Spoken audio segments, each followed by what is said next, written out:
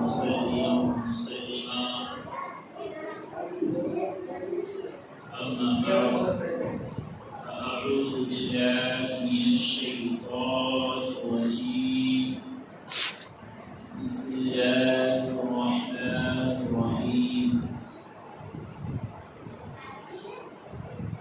إن الله وملائكته يصلون على النبي يا أيها الذين آمنوا صلوا عليه وسلموا تسليما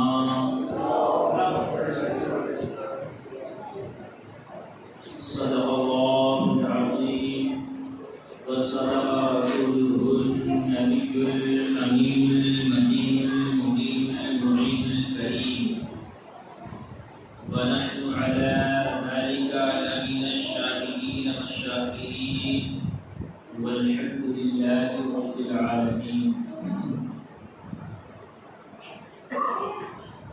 وأحسن منك لم ترقت عيني وأجمل منك لم تلد النساء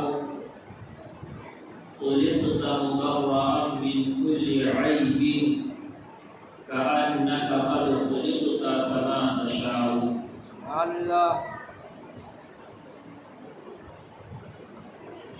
کعبے کے بدرود بجا تم پہ کروڑوں درود. سبحان اللہ طیبہ کے شمشو ضحا تم پہ کروڑوں درود. سبحان اللہ شافع روزے جزا تم پہ کروڑوں درود. سبحان اللہ دافع جملہ بلا تم پہ کروڑوں درود. سبحان اللہ اور کوئی غیر کیا تم سے نہاں ہو بھلا، اور کوئی غیر کیا تم سے نہاں ہو بھلا، جب نہ خدا ہی چھپا تم پہ کرو درود. سبحان اللہ مصطفیٰ جان رحمت پہ لاکھوں سلام، شمع بزم ہدایت پہ لاکھوں سلام، شہر یار ارم تاجدار حرم، نوبہار شفاعت پہ لاکھوں سلام. سبحان اللہ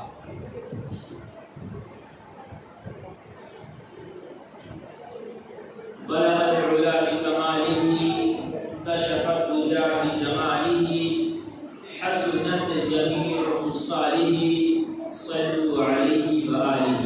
سبحان اللہ اے قول محمد قول خدا فرمان نہ بدلا جائے گا، بدلے گا لاکھ زمانہ مگر قرآن نہ بدلا جائے گا. بادۂ توحید کے متوالوں، شمع رسالت کے متوالوں، اولیاء امت کے جانثاروں، غوث و خواجہ کے چاہنے اور ماننے والوں، سب سے پہلے پیارے آقا صلی اللہ تعالی علیہ وسلم کی مقدس منور معظم مکرم بارگاہ میں ہدیۃً تحفۃً غلامۃً محبۃً درود پاک کا نذرانہ پیش کریں اور پڑھیں بآواز بلند. اللہم صل اللهم صل على سيدنا شفيعنا حبيبنا ومولانا محمد وآله وسلم. صلاة والسلام عليك سيدي يا رسول الله صلى الله عليه وسلم. میں سو جاؤں یا مصطفیٰ کہتے کہتے، میں سو جاؤں یا مصطفیٰ کہتے کہتے، کھلے آنکھ میری صلی علی کہتے کہتے، کھلے آنکھ میری صلی علی کہتے کہتے، کٹے عمر یا مصطفیٰ کہتے کہتے، کٹے عمر یا مصطفیٰ کہتے کہتے، شفا ملے صلی علی کہتے کہتے، شفا ملے صلی علی کہتے کہتے. پیارے حبیب کو پکار، پیارے نبی کا نام لے، پیارے حبیب کو پکار، پیارے نبی کا نام لے، دامن مصطفیٰ میں آ پائے رسول تھام لے. عزیزان محترم، میں نے خطبہ مسنونہ کے بعد قرآن مقدس کی ایک آیت کریمہ تلاوت کرنے کا شرف حاصل کیا. اس کا ترجمہ اور مفہوم بتانے سے قبل میں سب سے پہلے آپ تمام عاشقان رسول کو پیارے آقا صلی اللہ علیہ وسلم کی کے مہینے کی مبارکباد پیش کرتا ہوں۔ اللہ پاک ہمیں اور آپ کو سچا عاشق رسول بنائے، آمین۔ اسی پہ زندگی عطا فرمائے اور اسی پر موت بھی عطا فرمائے، آمین۔ آج میرے بیان کا عنوان درود پاک کی فضیلت۔ سبحان اللہ۔ میں نے خطبہ مسنہ کے بعد ایک آیت کریمہ کی تلاوت کرنے کا شرف حاصل کیا، بہت ہی مشہور و معروف آیت کریمہ۔ اللہ تبارک و تعالی ارشاد فرماتا ہے ان اللہ و ملائکتہ یصلون علی النبی، بے شک اللہ اور اس کے فرشتے اس غیب بتانے والے نبی پر درود و سلام بھیجتے ہیں۔ یا ایھا الذین آمنوا صلوا علیہ وسلموا تسلیما، اے ایمان والو تم بھی اپنے نبی پر درود و سلام خوب خوب بھیجو۔ یہ آیت کریمہ میں نے آپ کے سامنے تلاوت کی، اس کا سیدھا سادہ ترجمہ اور مطلب بھی میں نے آپ کو بتا دیا۔ آیت کریمہ سے ثابت ہو گیا کہ درود پاک پڑھنا، درود و سلام پڑھنا یہ قرآن سے ثابت ہے۔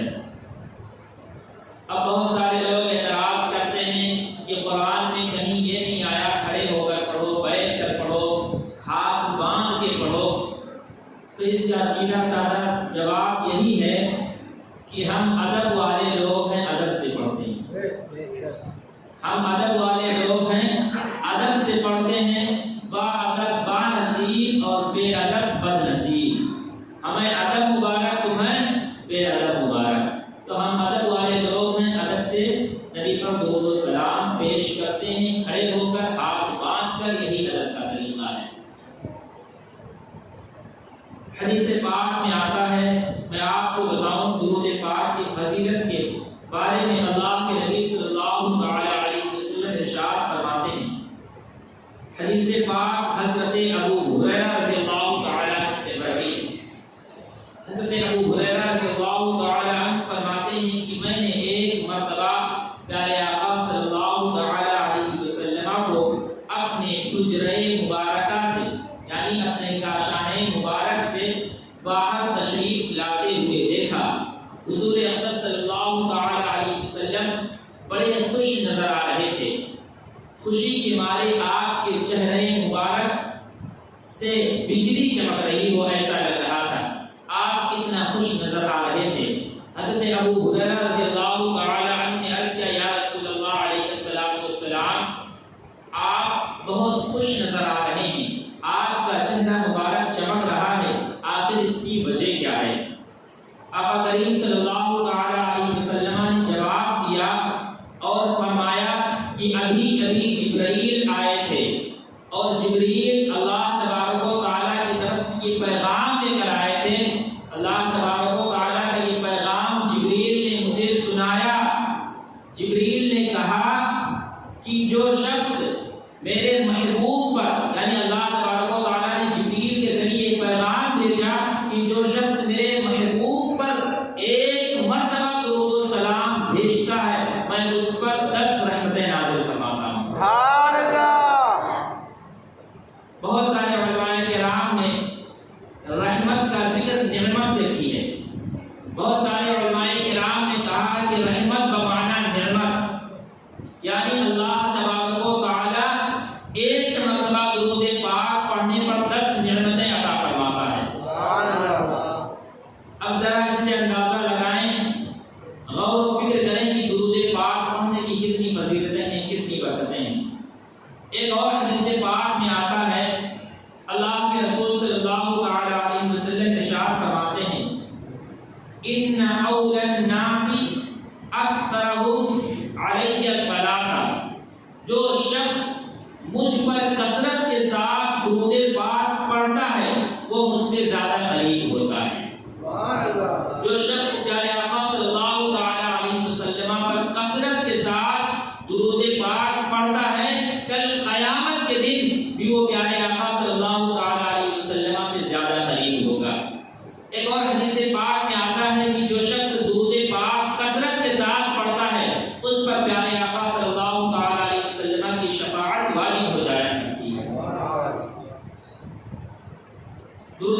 ورحمني الله رب محمد صلى الله عليه وسلم نحن رب محمد صلى الله عليه وسلم صلى الله تعالى عليه وسلم. درود پاک کے حوالے سے ایک اور حدیث پاک یاد آ رہی ہے.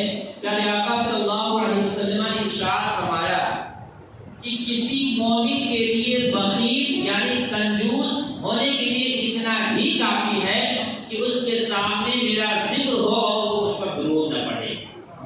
یعنی جس کے سامنے پیارے آقا صلی اللہ علیہ وسلم کا ذکر ہو، نام لیا جائے پیارے آقا صلی اللہ علیہ وسلم کا، اور وہ پیارے آقا صلی اللہ علیہ وسلم پر درود نہ بھیجے، تو اللہ کے رسول صلی اللہ علیہ وسلم نے ارشاد فرمایا کہ وہ شخص بخیل ہے یعنی کنجوس ہے. اللہ کریم کی بارگاہ میں دعا گو مولا کریم ہم سب کو زیادہ سے زیادہ پیارے آقا صلی اللہ علیہ وسلم کی بارگاہ میں درود پاک پڑھنے کی توفیق و رفیق عطا فرمائے. درود پاک کے حوالے سے ایک واقعہ مجھے یاد آ رہا ہے، بڑا پیارا واقعہ ہے، میں آپ کو سناؤں. حضرت سفیان ثوری رحمۃ اللہ تعالی علیہ خانہ کعبہ کا طواف فرما رہے تھے. ایک جوان کو دیکھتے ہیں کہ وہ جوان قدم قدم پر درود پاک پڑھ رہا ہے، قدم قدم پر درود پاک کی کثرت کر رہا ہے، درود پاک کا ورد کر رہا ہے. حضرت سفیان ثوری رحمۃ اللہ تعالی علیہ اس جوان کے پاس جاتے ہیں اور کہتے ہیں اے جوان، تو تسبیح و تحلیل کو چھوڑ کر یعنی سبحان اللہ لا الہ الا اللہ کو چھوڑ کر صرف اور صرف درود پاک کی ہی کثرت کر رہا ہے، درود پاک ہی پڑھ رہا ہے، درود پاک کا ہی ورد کر رہا ہے. آخر اس کی کوئی خاص وجہ ہے؟ جوان نے پوچھا آپ کون ہیں؟ جوان نے پوچھا کہ آپ کون ہیں؟ حضرت سفیان ثوری رحمۃ اللہ تعالی علیہ نے جواب دیا میں سفیان ثوری ہوں. جوان نے کہا کہ اگر آپ کا شمار اللہ تبارک و تعالیٰ کے نیک بندوں میں نہ ہوتا تو میں یہ راز آپ کو نہ بتاتا. یعنی حضرت سفیان ثوری ایک اللہ کے ولی گزرے ہیں، ایک بہت بڑے بزرگ گزرے ہیں. ان کو کہا جوان نے کہ اگر آپ کا شمار اللہ کے نیک بندوں میں نہ ہوتا تو یہ درود پاک پڑھنے کا جو راز ہے، کثرت سے جو میں درود پاک پڑھ رہا ہوں، یہ راز آپ کو نہ بتاتا.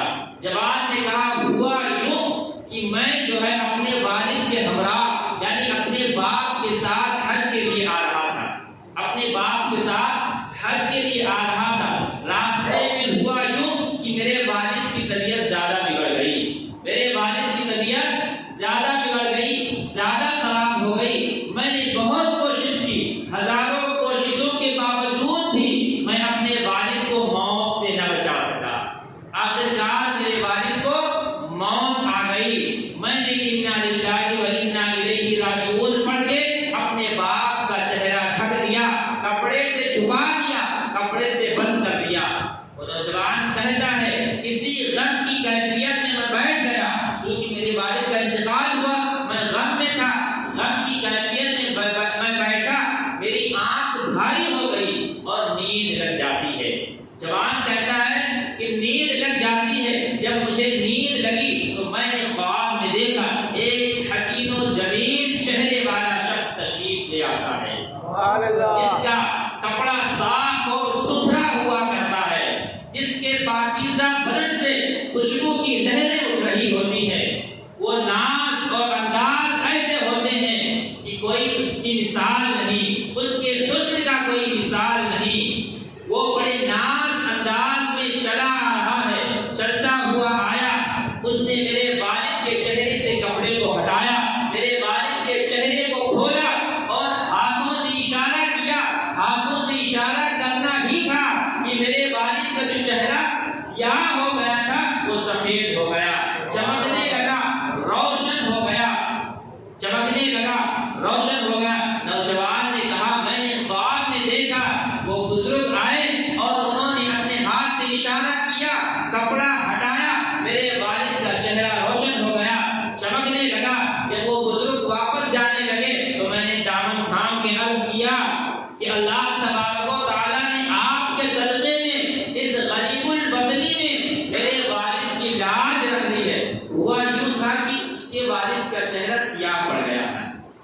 پڑ گیا تھا. تو جب اس بزرگ نے ہاتھ پھیرا, کپڑا ہٹایا تو چہرہ چمکنے لگا.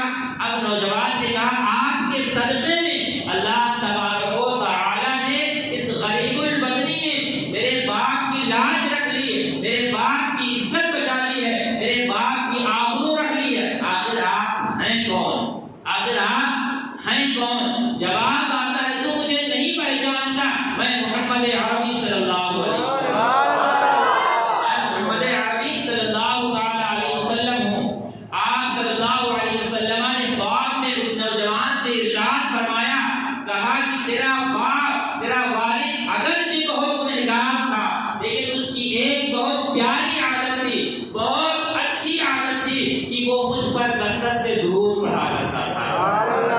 اب جب اس کا چہرہ سیاہ ہو گیا, کالا ہو گیا, وہ پریشان ہو گیا, مصیبت میں اس نے مجھے پکارا, اس نے میری مدد طلب کی. اور جو میرا امتی مجھ پر کثرت سے درود پڑھتا ہے, جب وہ مصیبت میں مجھے پکارتا ہے, میری مدد طلب کرتا ہے, تو میں اس کی مدد کرنے کے لیے حاضر ہو جایا کرتا ہوں.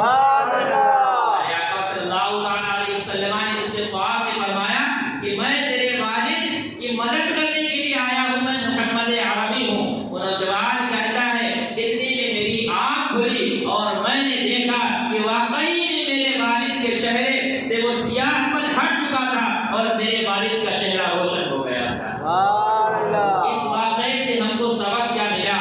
اس واقعے سے سبق یہی ملا کہ درود پاک کی کثرت سے بڑی بڑی پریشانیاں ٹل جایا کرتی ہیں, بڑی بڑی مصیبتیں ٹل جایا کرتی ہیں. آج ہمارا اور آپ کا رشتہ پیارے آقا صلی اللہ علیہ وسلم سے جو روحانی رشتہ ہوتا ہے, جو قلبی رشتہ ہوتا ہے, وہ کمزور پڑتا چلا جا رہا ہے. تو ضرورت اس بات کی ہے کہ ہم درود پاک کی کثرت کر کے پیارے آقا صلی اللہ علیہ وسلم کے محب بن جائیں. اب محب کی ایک بات یاد آئی تو میں آپ کو ایک اور واقعہ سناتا ہوں. درود پاک پڑھیں. حبیبنا و مولانا محمد مبارک وسلم, صلاۃ و سلام علیک سیدی یا رسول اللہ صلی اللہ علیہ وسلم.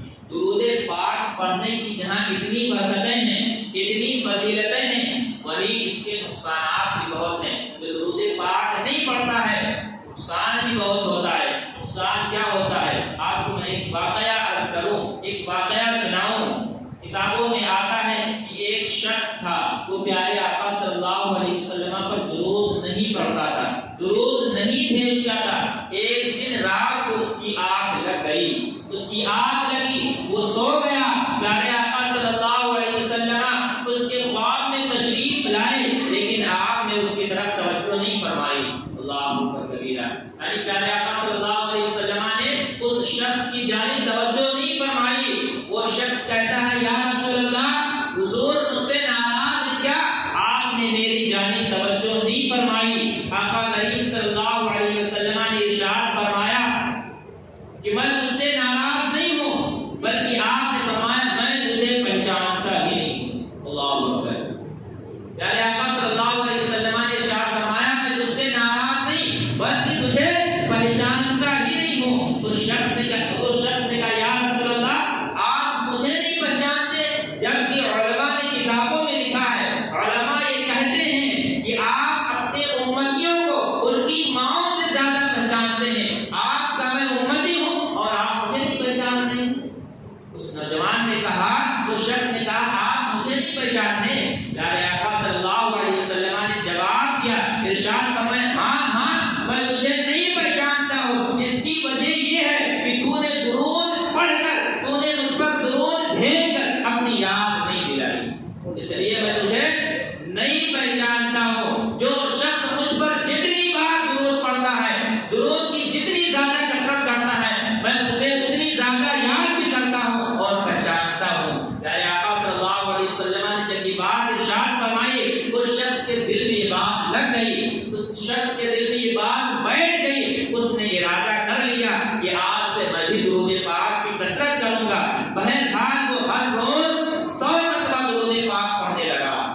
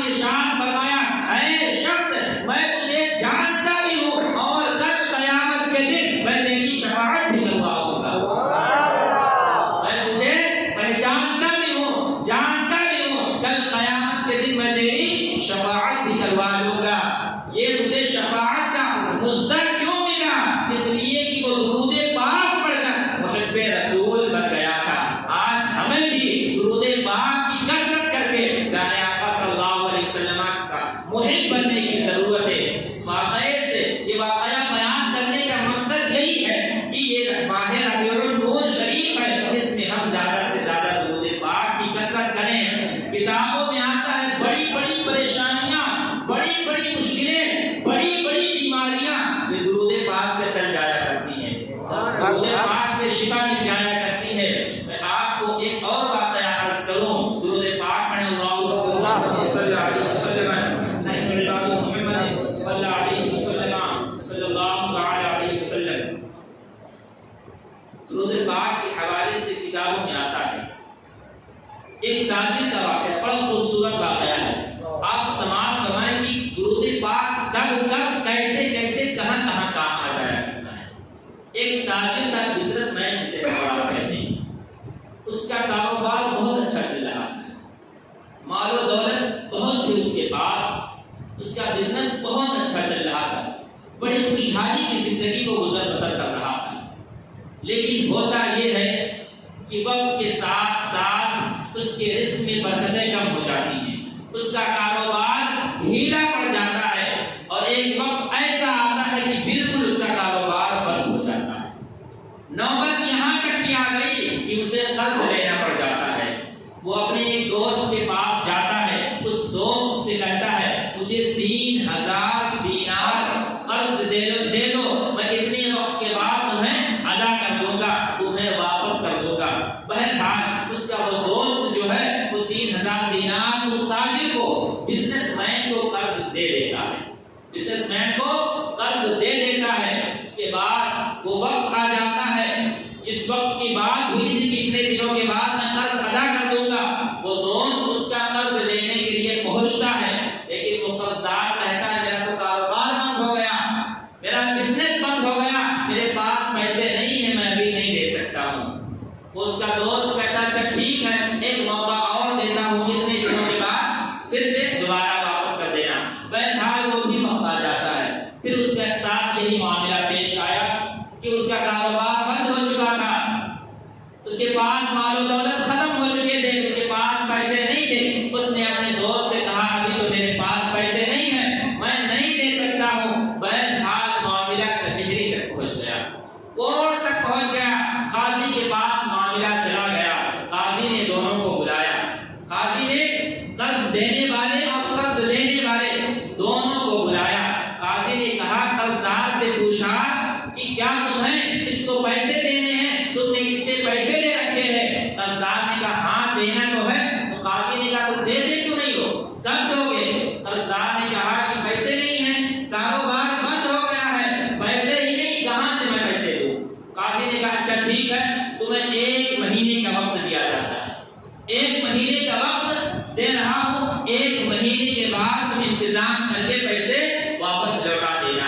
اس نے کہا ٹھیک ہے۔ وہ گھر آیا، قاضی نے کہا 1 مہینے کے بعد اگر تم نے پیسے نہیں دیا تو تمہیں سزا سنا دی جائے گی، تمہیں قید ہو جائے گی، تمہیں جیل میں ڈال دیا جائے گا۔ بہرحال وہ تاجر بزنس مین گھر کو واپس آتا ہے اور سوچ و فکر میں پڑ جاتا ہے کہ اب کروں تو کیا کروں، 1 مہینے کا وقت ہے، میں کہاں سے پیسے لاؤں گا؟ 1 مہینے کا وقت ہے۔ بڑا پیارا واقعہ آپ غور سے سنیں۔ تاجر نے کہا کہ 1 مہینے کا وقت، وہ سوچ و فکر میں پڑ گیا، 1 مہینے کا وقت ہے، میں کہاں سے پیسے لاؤں گا، کہاں سے انتظام کروں گا؟ لیکن کتابوں میں علماء نے لکھا ہے، درود پاک کی فضیلت کی بڑی بڑی کتابوں میں یہ واقعہ درج ہے۔ علماء نے نقل کیا ہے اس واقعے کو کہ اس نے غالباً کہیں سنا تھا یا پڑھا تھا کہ پیارے آقا صلی اللہ علیہ وسلم کی حدیث پاک ہے، جب کوئی مصیبت، پریشانی، تکلیف آ جائے تو مجھ پر کثرت سے درود پڑھ دیا کرو، وہ پریشانی ٹل جایا کرتی ہے۔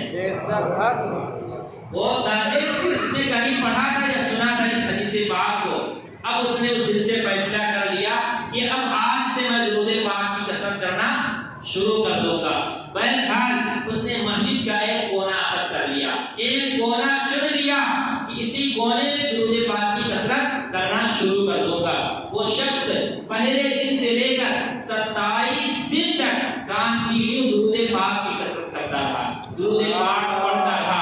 28ویں رات آتی ہے، شب آتی ہے، وہ سو جاتا ہے، غیب سے ایک آواز آتی ہے، اے تاجر، اے شخص، اے قرضدار، تو پریشان نہ ہو، میرا قرض ادا کر دیا جائے گا۔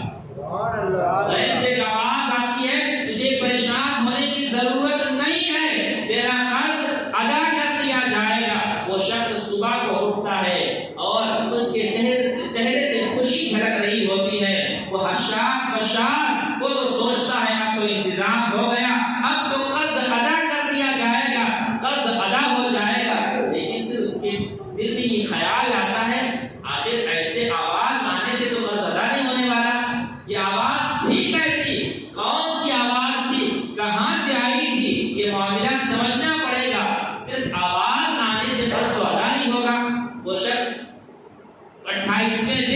28واں دن جب آیا تو سوچو فکر میں پڑ گیا کہ اب یہ جو آواز آئی کہاں کی تھی، کیسی تھی، معاملہ کیا تھا۔ بہرحال اس نے پھر 28ویں دن بھی درود پاک کی کثرت شروع کر دی، 28ویں دن درود پاک کی کثرت شروع کر دی۔ 29ویں رات آتی ہے، اسی غور و فکر میں وہ سو جاتا ہے کہ قرض کیسے ادا کروں گا، کہاں سے آئے گا، لیکن وہ اس حدیث پاک کی نسبت سے جو حدیث پاک اس نے سن رکھی تھی اسی کو دل میں بسا کر اور دل کو تسلی دے کر وہ سو جاتا ہے کہ پیارے آقا کا فرمان ہے تو کہیں نہ کہیں سے تو انتظام ہونا ہی ہے۔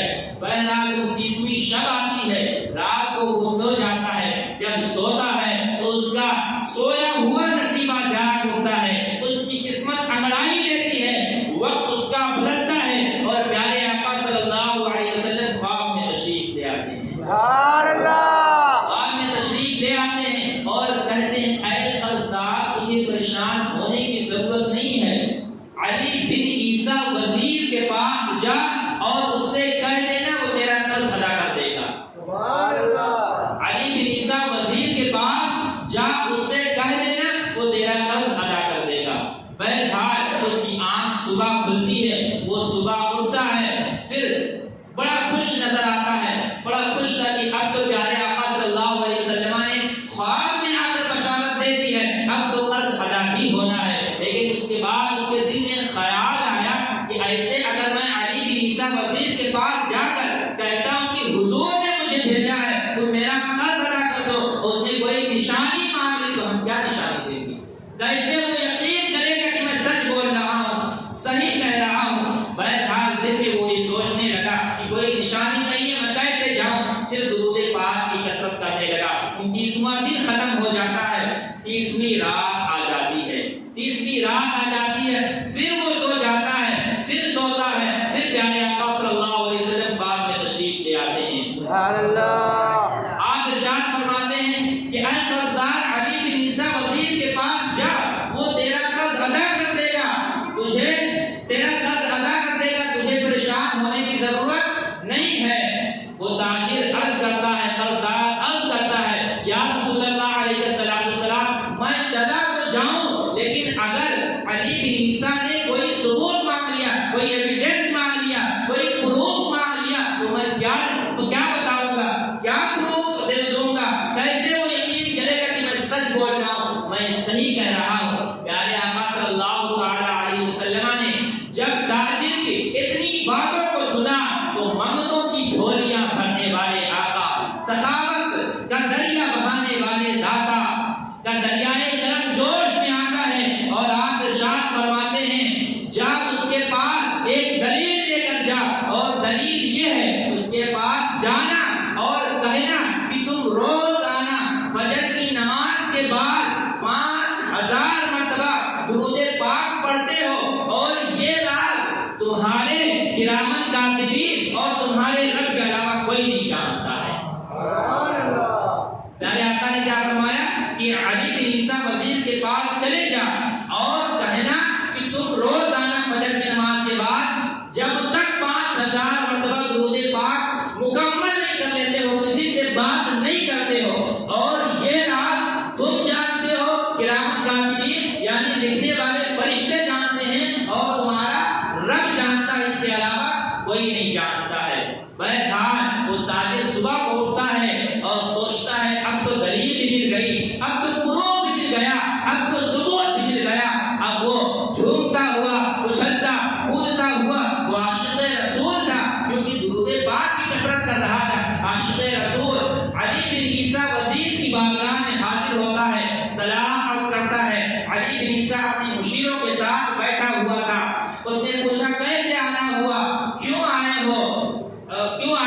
تاجر نے کہا، اس قرضدار نے کہا میں آپ کے لیے ایک پیغام لے کر آیا ہوں۔ علی بن عیسیٰ وزیر نے کہا کیا پیغام ہے، سناؤ تو ذرا۔ تاجر نے کہا، قرضدار نے کہا میں پیارے آقا صلی اللہ علیہ وسلم کا ایک پیغام لے کر آیا ہوں۔ وہ علی بن عیسیٰ بھی بہت بڑا عاشق رسول، 5000 درود پاک پڑھنے والا ایسا ویسا تھوڑی نہ ہوگا، وہ بھی بہت بڑا عاشق رسول۔ وہ خوشی سے جھوم اٹھا کہ جلدی سناؤ پیارے آقا کا فرمان کیا ہے، پیارے آقا کا فرمان کیا ہے۔ اس تاجر نے کہا پیارے آقا صلی اللہ علیہ وسلم نے مجھے آپ کے پاس بھیجا ہے، میں 3000 دینار کا قرضدار ہوں۔ پیارے آقا صلی اللہ علیہ وسلم نے یہ ارشاد فرمایا ہے کہ علی بن عیسیٰ وزیر کے پاس جاؤ، وہ تمہارا قرض ادا کر دیں گے۔ تاجر نے کہا آپ کے پاس مجھے پیارے آقا نے بھیجا ہے۔ علی بن عیسیٰ وزیر نے کہا اچھا ٹھیک ہے، اچھی بات ہے، لیکن دلیل کیا ہے، ثبوت کیا ہے؟ تاجر نے کہا میرے مصطفیٰ نے ایسے اکیلے نہیں بھیجا ہے بلکہ دلیل بھی عطا فرمائی ہے۔ ایسے نہیں بھیجا ہے بلکہ دلیل بھی عطا فرمائی ہے۔ علی بن عیسیٰ وزیر کہتا کیا دلیل ہے تمہارے پاس؟ وہ تاجر کہتا ہے کہ دلیل سنیے، دلیل یہ ہے کہ ہر روز فجر کے بعد روز آنا آپ 5000 مرتبہ درود پاک پڑھتے ہیں، کثرت کے ساتھ درود پاک پڑھتے ہیں، اور یہ راز آپ جانتے ہیں، کرامن کاتبین یعنی لکھنے والے فرشتے جانتے ہیں، اور آپ کا رب جانتا ہے، تیسرا کوئی نہیں جانتا ہے۔ اب وہ علی بن عیسیٰ وزیر خوش ہو گیا کہ اب تو میری قسمت جاگ اٹھی ہے، کھویا ہوا نصیبہ جاگ اٹھا، کیونکہ میرے درود کو پیارے آقا نے قبول فرما لیا ہے، پیارے آقا نے قبول فرما لیا۔ علی بن عیسیٰ وزیر اپنی جگہ سے اٹھتا ہے اور گھر میں جاتا ہے، کمرے میں جاتا ہے، وہاں سے واپس آتا ہے تو 3000 نہیں بلکہ 9000 دینار ہاتھ میں لے کر آتا ہے۔ 9000 دینار ہاتھ میں لے کر آتا ہے، 3000 اس تاجر کو دیتا ہے، قرضدار کو دیتا ہے، اور کہتا ہے یہ 3000 لو، جو پیارے آقا کا حکم ہے وہ حکم کو میں بجا لاتا ہوں، اور یہ قرض ادا کر دینا تم۔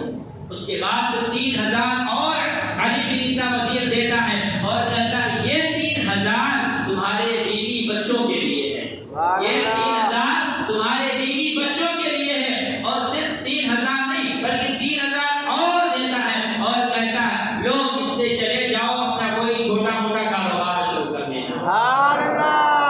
3000 لینے آیا تھا، اسے 9000 مل گیا۔ علی بن عیسیٰ نے اسے 9000 دیا، اور اتنا ہی نہیں بلکہ اس سے کہا ہے تو وعدہ کر کے جاؤ آج کے بعد جب کوئی پریشانی آئے گی، کوئی مصیبت آئے گی، تم مجھے اپنا بھائی سمجھ کر میرے پاس آ جایا کرنا۔ 9000 ادا کیا، اس کے بعد کہا کہ یہ وعدہ کر کے جاؤ آج کے بعد کوئی پریشانی کوئی مصیبت آئے گی تم میرے پاس آ جانا، تمہاری پریشانی کو تمہاری مصیبت کو میں حل کر دیا کروں گا، میں سن لیا کروں گا جو بھی پریشانی ہوگی۔ بہرحال وہ عاشق رسول تاجر خوش ہو گیا، جھومتا ہوا نبی کے عشق میں گھومتا ہوا قاضی کے پاس آتا ہے، کیونکہ 30واں دن تھا، آخری دن تھا، کچہری میں آتا ہے، کورٹ میں آتا ہے، قاضی کے پاس آتا ہے، اور قاضی جو ہے دوسرے کو بھی طلب فرماتا ہے، یعنی جس نے قرض دیا تھا وہ بھی آتا ہے، قرضدار دونوں آتے ہیں، دونوں اکٹھا ہوتے ہیں۔ قاضی کہتا ہے کہ آج 30 دن مکمل ہو گئے، 30 دن مکمل ہو گئے ہیں، آج تمہیں قرض ادا کرنا ہے، لاؤ قرض ادا کرو۔ وہ 3000 نکال کر رکھ دیتا ہے۔ قاضی سوچ میں پڑ جاتا ہے کہ یہ کہاں سے لایا، کیسے لایا، اس کا تو کاروبار بند ہو گیا تھا۔ مائنڈ میں لوگوں کے یہ چل رہا تھا کہ وہ غریب آدمی کہاں سے انتظام کرے گا۔ ہو سکتا ہے لوگوں کے مائنڈ میں، قاضی کے مائنڈ میں خود ہی بات چل رہی ہوگی کہ اسے تو آ کر یہی کہنا ہے کہ میرے پاس نہیں ہے، مجھے جیل میں ڈال دیا جائے، مجھے قید کی سزا دے دی جائے۔ لیکن وہ آتا ہے عاشق رسول اور 3000 میز پہ رکھ دیتا ہے، کہتا ہے یہ لو میرے دوست کا قرض میں ادا کر رہا ہوں۔ وہ قاضی کہتا ہے کہ آخر پیسہ آیا کہاں سے؟ تمہارا تو کاروبار نہیں چل رہا تھا، تمہارے پاس مال و دولت نہیں تھا، پیسے نہیں تھے، آخر اس کا انتظام کہاں سے ہوا، آخر اس کا انتظام کہاں سے ہوا؟ تو تاجر نے وہ سارا واقعہ بیان کیا ہوگا، لیکن میں اس انداز میں آپ کو بتانا چاہتا ہوں، گویا کہ اس عاشق رسول نے اپنی زبان سے یہ کہا ہوگا کہ یہ تو کرم ہے ان کا، یہ تو کرم ہے ان کا، ورنہ مجھ میں ایسی بات کہاں، یہ تو کرم ہے ان کا ورنہ مجھ میں ایسی بات کہاں، یہ تو کرم ہے ان کا ورنہ مجھ میں ایسی بات کہاں، اتنا دیا سرکار نے مجھ کو جتنی میری اوقات نہیں، اتنا دیا سرکار نے مجھ کو جتنی میری اوقات نہیں۔ اس نے اپنے زبان حال سے سارا واقعہ بیان کیا ہوگا۔ وہ قاضی سوچ میں پڑ جاتا ہے اور کہتا ہے رکو رکو،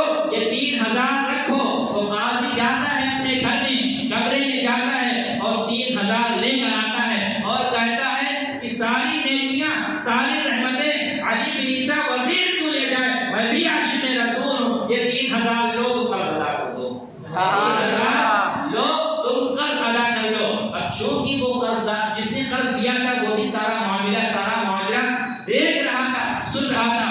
اب معاملہ ایسا بن گیا کہ معاملہ ایسا ہوا کہ وہ جو قرض دیا تھا جس نے وہ بھی ساری چیزوں کو دیکھ رہا تھا۔ اب وہ بھی عاشق رسول تھا، جس نے قرض دیا تھا وہ بھی عاشق رسول تھا۔ اس نے کہا، قاضی سے کہا کہ قلم اور کاپی یعنی نوٹ بک منگائی جائے، اور اس نے تحریری طور پر لکھی طور پر یہ لکھ دیا کہ میں نے اس کا قرضہ معاف کیا، سبحان اللہ، اس کا قرضہ معاف کیا۔ اب وہ تاجر جو تھا، جو قرض دار تھا، وہ 3000 واپس قاضی کو دے دیتا ہے، کہتا ہے میں کیا کروں گا اس کا، جب میرا قرض معاف ہو گیا ہے تو میں اس کا کیا کروں گا۔ وہ قاضی جو عاشق رسول تھا اس نے کہا اللہ اس کے رسول کے نام پر نکلے ہوئے پیسے واپس نہیں ہوا کرتے، اللہ اس کے رسول کے نام پر نکلے ہوئے پیسے واپس نہیں ہوا کرتے۔ بہرحال جو 3000 کا قرض دار تھا، درود پاک کی برکت دیکھیں وہ 12000 لے کر گھر واپس جاتا ہے۔ سبحان اللہ، 1000 دینار کا قرض دار جو تھا وہ 12000 دینار لے کر گھر واپس جا رہا ہے۔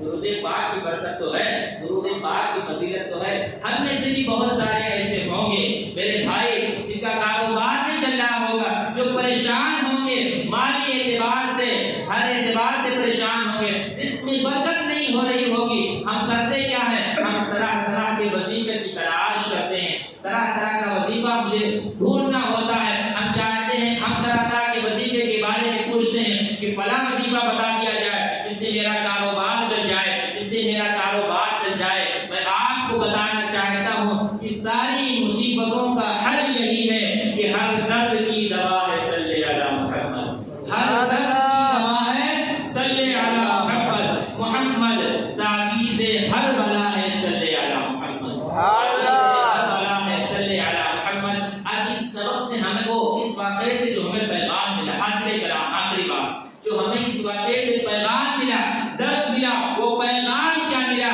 دکھوں نے تم کو جو گھیرا ہے تو درود پڑھو، دکھوں نے تم کو جو گھیرا ہے تو درود پڑھو، حاضری کی تمنا ہو تو درود پڑھو، حاضری کی تمنا ہو تو درود پڑھو، بارگاہ حاضری کی تمنا جو ہو تو درود پڑھو۔ اللہ رب العزت کی بارگاہ میں دعا گو ہوں مولا کریم ہمارے بیان کرنے میں، آپ کے سماعت کرنے میں کسی طرح سے کوئی غلطی گستاخی ہوئی ہو، اللہ کریم معاف فرمائے، اور ہم سب کو اس ماہ مبارک میں اور اس کے بعد بھی پوری زندگی ہمیشہ نبی پاک صلی اللہ علیہ وسلم پر کثرت سے درود پڑھنے کی توفیق و رفیق عطا فرمائے، اور ہم سب کی حاضری کو قبول فرمائے۔